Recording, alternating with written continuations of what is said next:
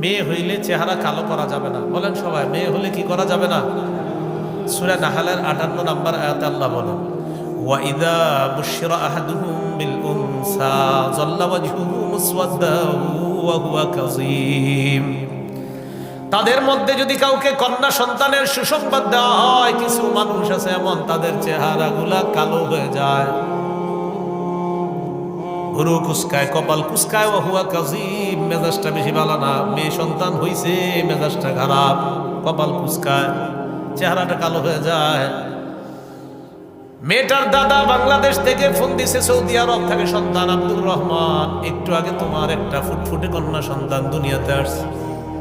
মেয়ের বাপেরও চেহারা কালো। বন্ধুরা জিজ্ঞাসা করে, কি ব্যাপার, তোমার স্ত্রীর সন্তান সম্ভব ছিল, কি খবর? কইতে চায় না যে মেয়ে হইছে।